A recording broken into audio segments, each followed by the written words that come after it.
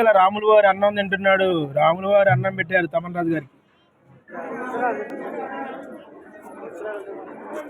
అట్లా పోవాలి.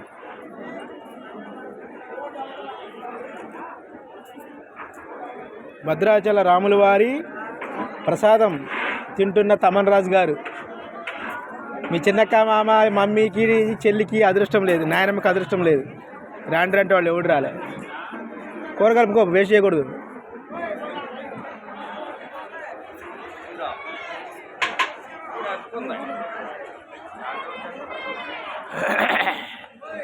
శ్రీరామ శ్రీరామ.